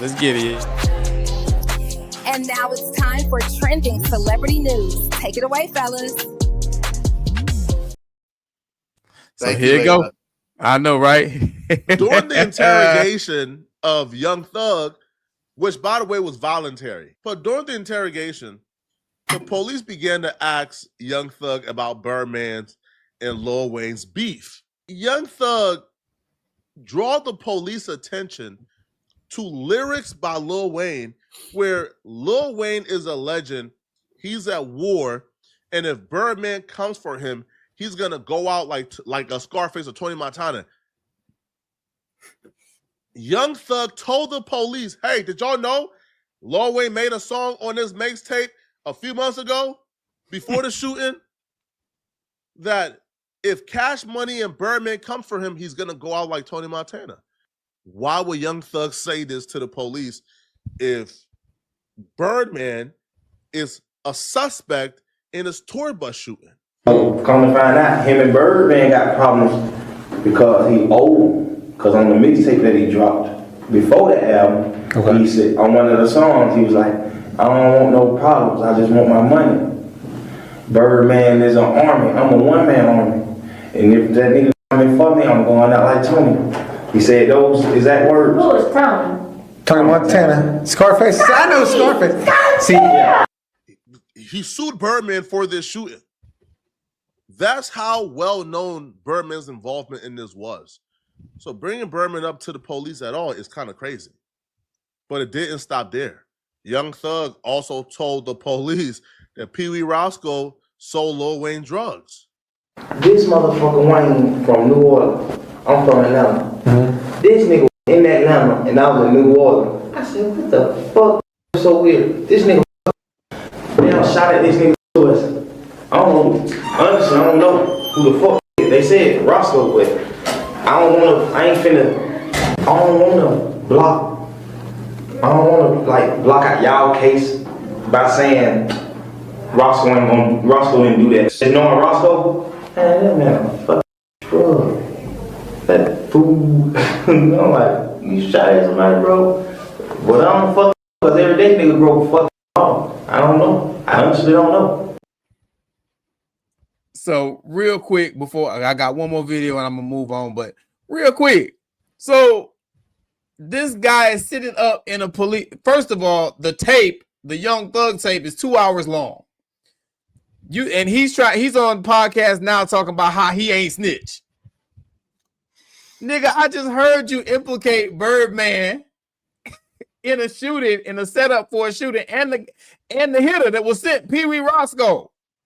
You snitched and said that he the one that Birdman and Lil Wayne was having a beef, and that's why, you know, he sent him, you know, to go ahead and handle business for him or whatever the case may be. Then you snitched on Pee Wee Roscoe that he brought Lil Wayne drugs. You singing, you telling everything. I don't know who it was. They say it was Pee Wee though, but you ain't snitch. You know what I'm saying? And you know, again, Young Thug is the one out here, you know, trying to be this big bad gangster, whatever. I'm this, I'm that. Oh, I run Atlanta, all that old shit, whatever. I'll never rat. You know, he's out here banging on Gunner because Gunner ratted.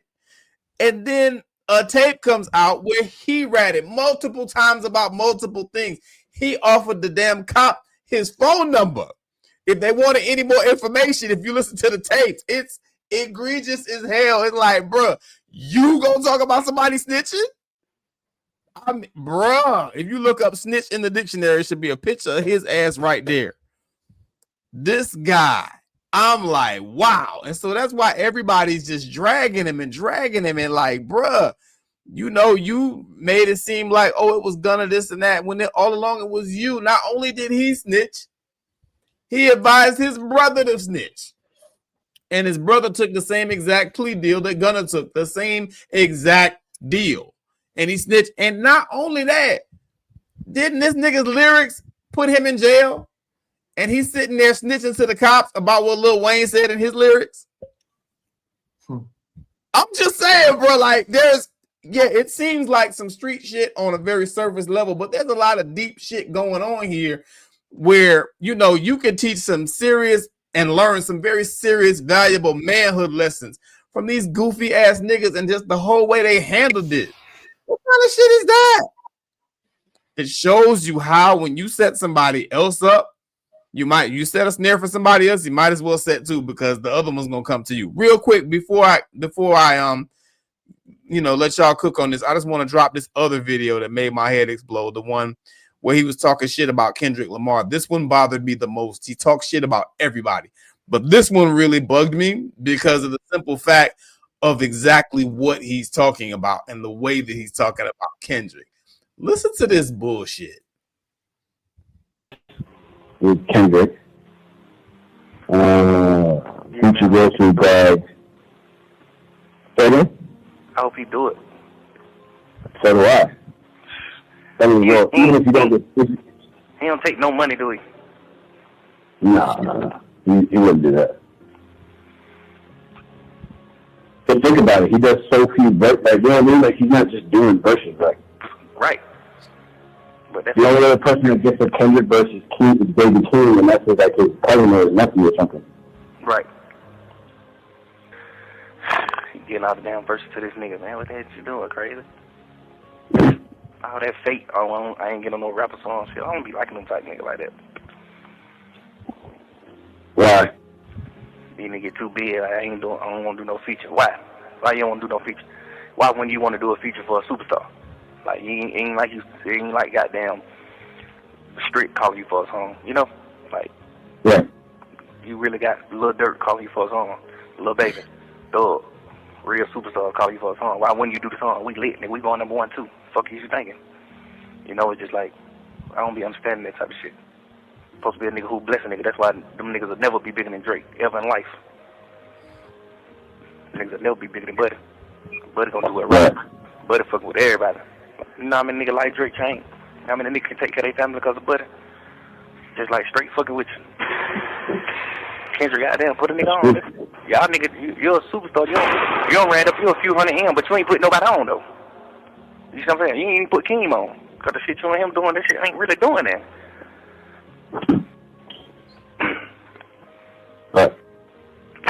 Put somebody on. It's okay to run you a few hundred M's up, but who you help though? You ain't really help nobody. It's the saying. You did all that shit for nothing, nigga. You ain't help nobody, nigga. Nigga ain't really gaining no fans off of you. Keem ain't big. Keem love hell, man. He can't sell no fucking ticket. Watch out. Like, man, watch out.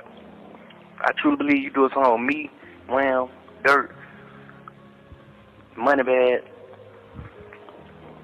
Savage, I truly believe we'll have your ass dope, trending, like, they're gonna be like people in the real world fucking with you.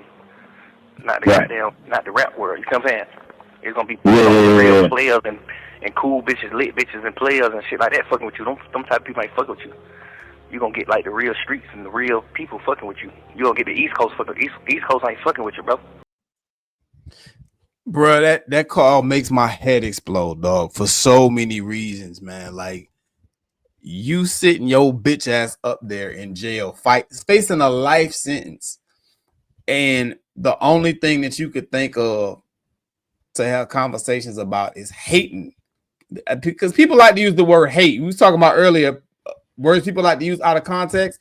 Hate is probably the most abused word and the most used out of context as word. You understand what I'm saying? People think that just because you don't like their music, you a hater. Nah, nigga. Yeah, I can have an opinion, but this nigga is just for no reason whatsoever. He don't even know if Kendrick is gonna give him the verse.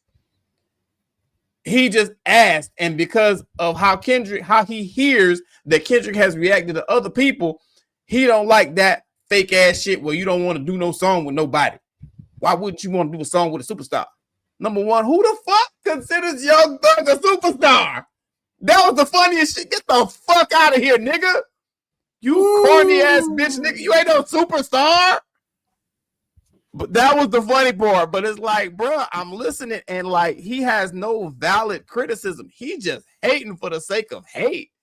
He think that he might not want to do a song with him. So he just start banging. You just gonna keep all them blessings to yourself. You know, you need to be calling us. You need to be doing a song with me and Lil Baby and Moneybag. We lit. We have people in the real world fucking with you, not the rap world, the real world. Cool niggas and lit bitches. These were his words. What the fuck is this corny nigga talking about? Bruh, that one ran my blood pressure up. What y'all saying, man? That shit was wild to me. Go ahead, man. That shit was egregious. That was blasphemous. What was the number one thing your parents told you when it comes to food? Food? Yeah. Eat good food. No. Always eat your vegetables. When you're around other people. Don't eat over at everybody's house. Yeah, right? When they tell you all money ain't good money. All right. Yeah. Those were sayings from our ancestors that show you that you got to be very careful how you maneuver out here. And basically what Young Thug is saying is you should fuck with everybody. And as people, and you see on social media now, you have a lot of people that's isolating themselves because they got burnt being friends and doing things for everybody. Yeah. Even when you are a person in your own family that is moving in a successful way and your family members not moving in that way, you have to put boundaries on your family members, because if not, they'll burn you out. They'll overexert and put all the things on you because you're the one who knows how to successfully maneuver through life. So when you see Kendrick moving the way he's moving, he's trying to stay as authentic to himself, his peers, his fans, and everybody like that. And he has a family. That's the difference between you, Drake, and all these other motherfuckers, Lil Wayne. Everybody you pretty much mentioned, y'all don't have a core foundation of family. Y'all talking about hoes and being lit. That's your world. All of you industry niggas, that's your world. When it comes to Kendrick, he has his immediate family that he stays home with. He shows you that his growth, where he made an album about mental health. He had a mental health album. His level of what he portrays is different from what you niggas on. Y'all niggas drinking lean, smoking all type of synthetic weed. That ain't the life this man is on. He got kids to look up to him.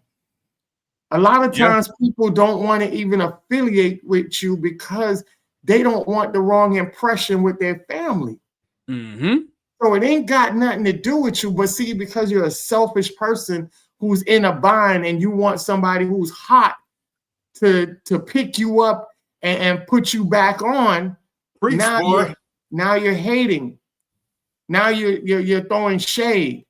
Now you're trying to gaslight him into doing things for you. Mm-hmm. You become a little bit. At the end of the day, you become a little bitch now. Now you're acting like the little male prostitute inside of jail that's selling his ass cheeks just to get by. Facts. You know what I'm saying? So when you hear people like that, and I want individuals to understand, when you see these people spiraling, you don't have to get involved with them. You don't have to eat. Just walk away and learn and observe, because a lot of what they're exposing, they're showing you that there's another side of these people. And it always comes out when they're at their lowest, because these were the motherfuckers that was running around here talking about they real niggas. Now they acting like real bitches. So you guys got to make sure, I'd rather operate like Kendrick than operate like these people. Facts. Because you cannot affiliate with everybody, because you have a brand, you have a family, and you have growth, which a lot of these people don't have. And you taint all of that, mixing yourself up with the wrong people. And just going back to what I was saying about how our parents was always warning us, they always used to tell us, like, be careful of who you have as your friend, right? My dad always told me, tell me who your friend is and I'll tell you who you are. There was a reason for that. Yeah. You have to operate in that way, because you are your own brand. You are your own person. And if you get affiliated with the wrong person, your whole life could be in shambles. Yep. We've seen people get caught like that. We see people crying. They were like, oh, I was just in the car. Didn't know that the friend just got out to rob the damn bank. So you got to be very careful about who you exalt your resources with, and also who you rub shoulders with. And I'll land my plane on that. All facts. Bobby Drake. Ooh. It's a lot. Let him cook. And walked up to this one with a bottle of olive oil in one hand. Yeah, he did. Yeah, he did. And he had a spatula in the other hand. And he said, is the wok already preheated? Yeah. All right, so stand back out. There you go. There you go. Good. No, he definitely attacked everything that I was gonna say on that, for real. Like you mentioned, we have to get to a point, and all this is, I mean, this is basically just real life. This is the realest part of all this nonsense, all this other pseudo tough guy, super gangster rap nonsense, whatever, rap star nonsense, whatever. All that stuff is fake. That right there, that conversation acts the realest part of everything right then and there. Because it's all about, and this is for every one of us, all of us can learn this lesson and apply it widely. I encourage us to apply this concept widely in every single aspect of our life. Professionally, with your family, with your friends and associates, where you live, your job, career, economically, everything you can possibly think of to apply this to, do it. It's the basic concept. You got yourself a scale sitting there in front of you. And on one hand, you have quantity. And on the other hand, you have quality. Understand, quality is almost never going to exist in mass quantity. That's not possible. Anybody who's a tradesman, a craftsman, if you make arts or crafts, or if you design anything for a living, you understand that pretty much you have what they refer to as a triad. You have cost, you have quality, and then you have speed of production. And you almost always have to sacrifice one of those things to make two of those things. If you have something that's top quality and it's produced fast, it's not going to be cheap. You're going to pay out the ass for it. If you got top quality and it's inexpensive, it's going to take a while to produce. We can't divert all our resources towards making this. You got to set the ass and wait a little bit. Patience is going to be the currency that you're really spending on this. You're not spending much with your pockets, but you're gonna be spending money in terms of patience and time. And then if you want it quick, and it doesn't take a lot of, if you want it quick and it's cheap, the quality's gonna be garbage. Right. It's gonna be flimsy and fall apart, but you're gonna get it. It's just not gonna be top quality. Almost never. There's probably very, very few limited exceptions, but almost never you're gonna find all three: low cost, high quality, and getting it quickly. It's almost never gonna happen. And I would venture to tell you that if you see something like that, probably walk away, because it could be an exception to the rule, but far more often than not, it's gonna be a scam. Walk away. When you got someone telling you, man, I don't understand why he don't cut records with everybody. We hot, you know, they hot over here. Big baby, little baby, medium baby, he hot. Then you got young thug, old thug, junior thug, he hot too. You do no. Kendrick is an artist in the truest sense of the word. He's an artisan. He cares about every level of production. He cares about the message he has to tell. He cares about how it's told. He cares about who's producing it. Kendrick is involved with every single layer of production. As he should be. He's very calculated. He's very methodical. Everything he puts on, whether it's a diss track or it's a single for the new album, everything has a purpose, has a reason behind it. He is a true craftsman and an artisan. He pays attention to detail. He doesn't want to do music with every single person. Right. He's perfectly fine with, and he's perfectly capable of dropping an album Illmatic style with no features. He said, what he said? Mother, the big three, nigga, it's just big meat, nigga. He's cool with that. He's like, hey, I got me and the producer, and that's the majority. So he's more concerned with the quality now. Will it go to as many people's ears? Probably not. But Kendrick Lamar has the quality and he has the talent to say, I might not be for everybody, and that's okay. I'm not on my knees glucking to go ahead and get views and spins. If only 500 people rocking with me, I'm cool with them 500. We good. Facts. And we need more people like that in every layer of the lives who are saying, you know what? I don't need to run with the whole crew. I don't need a whole squad. I don't need an army behind me. I got me and my 300. If you remember the movie 300, the story of 300, you know that 300 troops of the Spartans going up against the hordes of the Persians. They lost the war, but they definitely put a huge dent in the Persians, and they set the story for ultimately for the Persians to fall. It was ultimately the 300 that did the lion's share of the work. The remaining Grecian army that came in, they pretty much were just sweeping up the bodies left behind, pretty much. But it was 300 against the whole horde that did the lion's share of the work. People like Kendrick say, I don't need a whole army. I don't need the whole plan on my side. Give me 300 men and I can wreck a whole city. Nah, I can wreck a whole nation. I can bring a continent to its knees. We need to have that mindset. I would rather have 10 solid people with me. Me speaking for me, Bobby Drake. I would rather have 10 solid ones. Give me 5 Major Gages and 5 Anthony Malcolms. I'll go up against 100 other niggas, and I guarantee I'll prevail every single time. I wouldn't lose sleep about it. Quality will always trump quantity. And that's a lesson to be learned. Young Thug can't process that. To him, all he sees is numbers, and he thinks numbers mean something. Nah. He's a clown. Like a Mortal Technique said, so if you go platinum, it's got nothing to do with luck. It just means 1 million people are stupid as all facts. All facts. And I land the G7. Yeah, that one right there. That one right there, I because he's talked shit about literally everybody. Gucci Mane, who's the one who put him on. What's the P from QC? He's talking shit about him. Talking shit about Gunna. Talking shit about Future. Talking shit about Drake in his latest Birdman. Birdman. I mean, people he's not even affiliated. Dude, you sitting in jail facing life, and this is the most intelligent. Instead of developing a strategy to get yourself out of your current situation, this is the most intelligent shit you can come up with.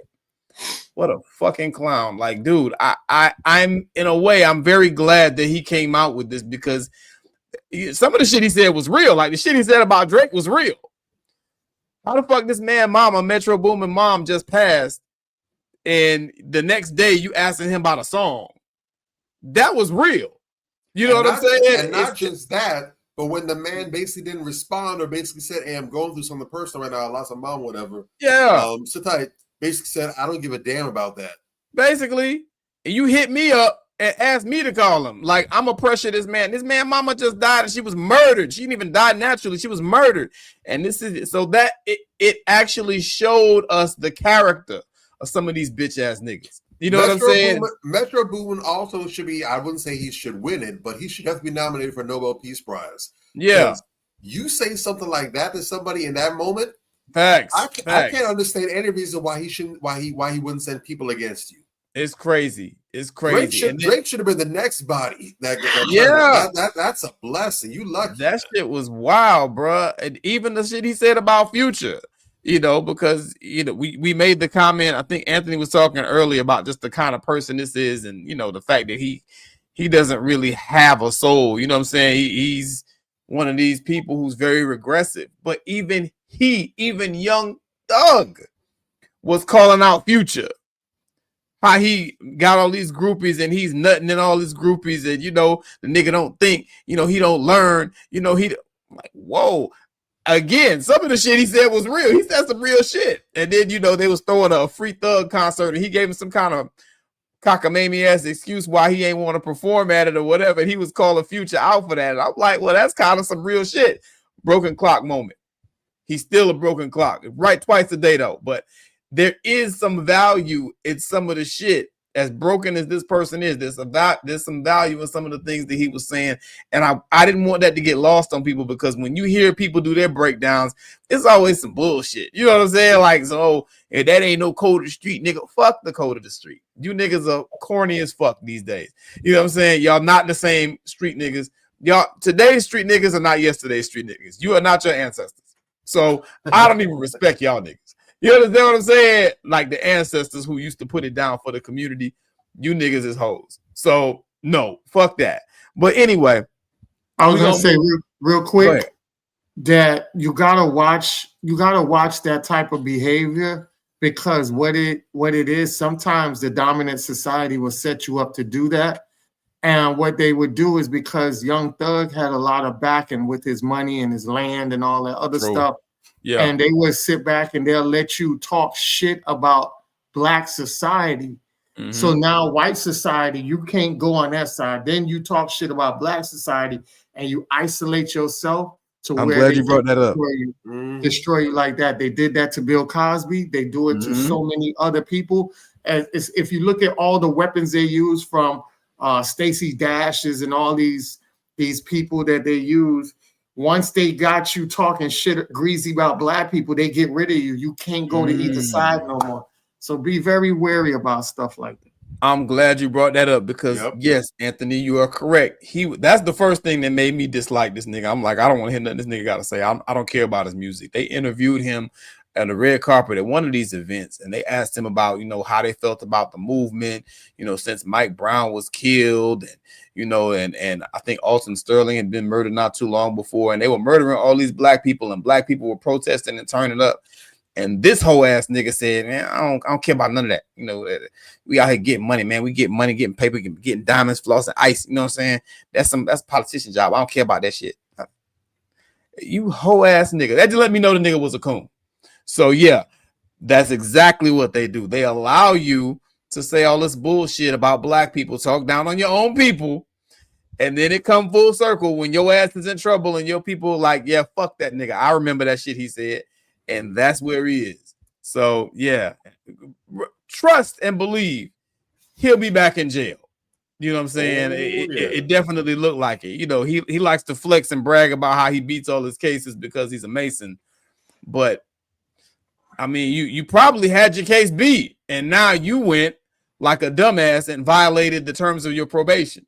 So expect it. It's coming. You know what I'm saying? It's sad, but, you know, we don't need little insects like this in black society. It just is what it is.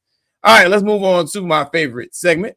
This is the Crown Check segment, where we honor our queens. Respect. All right. You know, I love to see that. shout out to the sisters. We honor our queens in our crown check segment. We want to go ahead and put this up to this wonderful sister right here. Congratulations to Pam Oliver, 2025 Sports Broadcasting Hall of Fame inductee. All right. Your exceptional talent, dedication, and passion for sports have not only informed and entertained countless fans, but have also set a standard of excellence across the industry. Over 500 games worked and counting. Go Pam. Shout out to our good sister, Pam Oliver. I was just watching Pam Oliver earlier today. She was interviewing one of the 49ers players because the 49ers won their first game today. You understand what I'm saying? So she went out there and she was, representing. And I really like Pam Oliver, but I liked her a little more today because she was helping us honor and celebrate a 49ers win. That is our good sister, Pam Oliver. Shout out to her. That's an astounding accomplishment. She's been around forever, since time immemorial. I think she started in 1995, if I'm not mistaken. She's been around forever. Very knowledgeable sister. Some of these people, that do these, some of these women who are in the sports world, unfortunately, they just kind of stick them there because they're a woman. They had to check a box. Pam Oliver knows the game. You understand what I'm saying? And that's what I like about her. She knows the game. She's not out there trying to be Miss Cutesy and be all flirtatious and shit, and got her boobs popping out of her low cut blouse. You understand what I'm saying? She's a professional and she handles business. She carries herself well. She represents Black women well. And I just want to shout that sister out. Crown check in definite full effect. You know what I'm saying? And that's what it is for the day. You know what I'm saying? So y'all go ahead and take us home, fellas. What's up? Yeah, super dope sister, man. Always seen her on TV, man. And everything she did, she earned. And she did it in a so-called male-dominated area. Right. That a lot of people always talk about. She got the opportunity, she made the best of it, and did a hell of a job with it, man. So shout out to her, man, and inspired other women to start to pave their way, whether it's in the same field or in something different. So it's always good to see a sister out there doing great things to inspire other sisters to do great stuff. Salute. Thanks. Yeah. Bobby Drake. I am very happy to see that. I'm proud for her. I'm proud of her. Big kudos to Pam Oliver. About as unproblematic as you can get in a person, not even as a woman, but as a person, period. If ever there was a case, if there was ever a reason, or if you had to look back in time and point to, well, what was the reason, or what was the focal point, or the opening point for women getting into sports broadcasting in male-dominated sports like football, basketball, and so on, hockey, where women can be taken seriously, I would offer Pam Oliver up as a name, because the funny thing is, you said that she's been doing this since 1995, and that felt weird to me to hear that. But if I'm thinking back, I'm like, yeah, I can remember other football analysts, your JBs, James Browns, your Boomer Zayzon, all those other guys, whatever, your Howie Longs. But as far back as I can remember, yeah, Pam was there too. Yeah. And she stood out. 1993. 1993. Even better. And the funny thing is, she stand out to me, not because she's a woman. She doesn't stand out because she's a woman in a male-dominated field. She stood out because of her level of competence. I've never heard, both not in the field or outside the field, I've never heard of any nonsense coming from that sister's mouth. Facts. Not once. No controversies, no drama, no issues. When you see her on TV, she knows what she's talking about. She's clearly capable. This isn't a person who she's just interested in seeing guys in tights and she thinks they're sexy, or she's trying to go ahead and pick up a sports hubby like some of these analysts and sports journalists are. No, she really loves the game, actually knows the game. I respect it. Yes. And I haven't seen a single athlete that had an issue with talking to her. She always has great rapport with them. They love talking to her. She gets great stories from them. You can see the on-screen chemistry. She is really about that life. Yeah. And she really is the reason why so many of these sisters today and women today are able to get jobs with NFL Network, with ESPN. Yes. Because she really has been immaculate. If you had to have a flagship bearer for women in this industry, Yeah. Pam Oliver is your first. She's your LeBron James. She's your first round, first draft pick. And if anyone deserves to go ahead and get a Hall of Fame spot, period, it's Pam Oliver. I'm so proud of her. Excellent crown chick. I'm glad you highlighted that. Big ups to that sister. Much love to you, sis. Yeah. All right. Another week in the books. We're talking about these clowns, these jokers, these super sus, funny style people. Look, people, no matter what you do in life, you can hit the gym all day long. You can get plastic surgery. You can go to school and study. You can get all the degrees you want to. You can do all the self-improvement that you desire to do, natural and cosmetic. But no matter what, the number one, the greatest self-improvement tip you can make is improving the internal. Your character, your integrity, your sense of honor, your discipline. That is going to be something that whether you're male or female, old or young, or whatever your variation in life, it's going to stand out and stand apart. It's going to separate you from the herd, because unfortunately, we seem to have fewer and fewer people with these traits and characteristics among us today. Sure do. But undoubtedly, these are the people who consistently have always made history in the best way possible. They're the people that we salute to, that we tip our hats to. They've paved the way. They have been the change makers and the taste makers. The people with integrity are winning. I know it's like the other ones are getting their day in the sun. They're getting their heydays and whatever. I know it seems that way. But trust me, that's 15 minutes.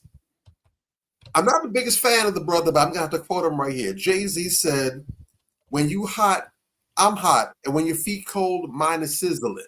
If you got that integrity, you going to always have some temperature on your burner. Always. You will always leave a lasting impact and a lasting impression. Be that person with integrity. All right? So make sure the whole stitching concept, look, if you have a change of heart, if you feel like you're going down the wrong path, that's one thing. And personally, I tip my hat to that. But make sure you're not out here snitching because you're trying to save your own bacon. Make it clear, you know what? I'm in the wrong. I did the crime. I'm also going to do the time. But I'm simply saying what really happened because we, not them, we need to pay for our misgivings. We need people with integrity that's going to stand on business. That's better yet, not going to get involved in the BS to begin with. They do it. They make the mistake. They own their wrongdoing as well as that of others as well. Yeah. That's what we need out here. Those are the people that's going to change the world and make a lasting impact. If you like this content, I'm sure you did it already. I'm sure you did. But let's just say you had a brain fog moment. Go ahead. Take your little mouse, take your thumb, find that icon with the thumb on it. Go ahead and slap that one time. Thumbs up. You like this content. And don't just leave it there. Go ahead and share. WhatsApp, LinkedIn, Facebook, X, Twitter, whatever it is, social media, IG. Make sure you share this message. We need more people talking about this kind of stuff out there. Word of mouth. Tell your family, tell your friends, tell a BFF, tell an arch enemy. Tell your nemesis, tell your rival, tell your boss, tell your underling, tell anyone about what we got going on here at Manifestations 2020. And one more thing, the bell icon, that little bell thingamajigger up there, click on that. It's going to give you some options. Make sure you tap on all. You want to get all our notifications. And don't let that 3-letter word scare you. We're not going to go ahead and every single second we got a new notification for you. We got this. Nah, we're not going to do you like that. But when we go live, when it's 8 p.m. Eastern Standard Time, you're going to know to go ahead and link up with the family and join in and be a part of the knowledge that we're imparting and this community that we're cultivating. We'll see you next week, same time, same place. But until then, I got this dude up here. claims he's a Niners fan. His name is Major Gage. Niner gang. I got this guy, Anthony Malcolm. I think he's a Dolphins fan. But you got this guy, Bobby Drake, and he about that Who Dey Nation, Bengals Nation. And when we join forces, we are Manversations 2020. Yeah! All right. Hey, man. That was ill right there, but you know I just got to say it before we leave, man. You know what I'm saying? Who bang, bang. Who Dey bang, bang. Niner gang. You know what I'm saying? The football season has begun. All right, let's get it. Manversations. Man up. Manversations. Man up. Manversations. Man up. Manversations. A place where we inform, build, and inspire. Manversations. Man up. Manversations. Man up. Manversations. Man up. A place where we inform. Manversations. A place where we inform, build, and inspire. You gotta eat what you kill. You gotta go out there. You gotta hunt for your meals. We all have that ability to connect with people, to be that motivational person in somebody's life. You gotta let people know there's certain lines you don't cross, and that there's gonna be consequences if you do. Man up. If you are an adult and you are in a relationship, that person's emotions are not your responsibility. Man up. Manversations. Man up. Manversations.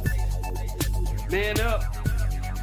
Manversations. A place where we inform, build, and inspire.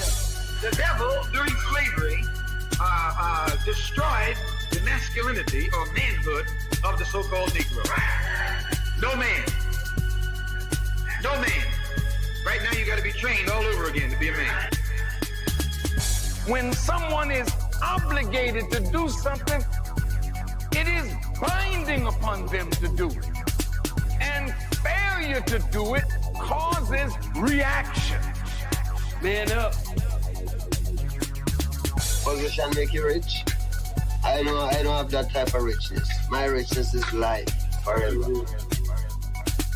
If that people knew their glorious past, if that people knew their glorious past, if that people knew their glorious past, then they would be more inclined to respect themselves.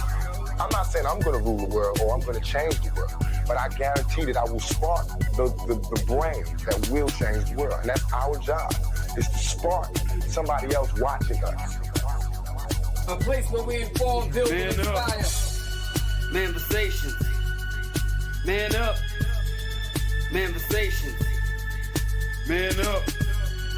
Manversations. Man up. A place where we inform. Manversations. A place where we inform, build, and inspire. You want to tell me about yourself? Go get your friends.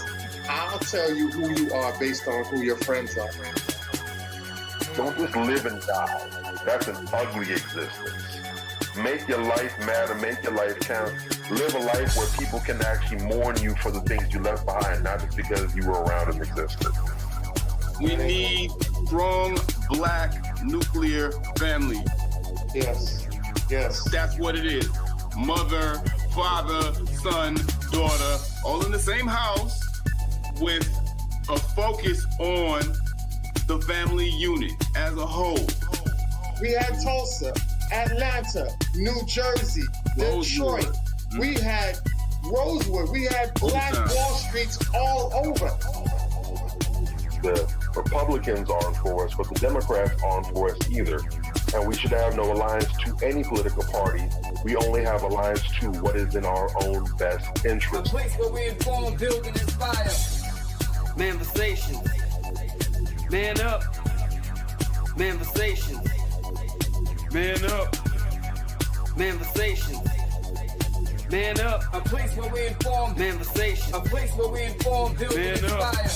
At the end of the day, as men in the community, we must stand together and be counted because people look to us for guidance, leadership, and protection. And if we are not about that business, we are not on our job. Here we have grown-ass man conversations in the spirit of that purpose. Anthony Malcolm, Bobby Drake, Major Gauge. Man up. We are. This is Manifestations 2020. Manifestations.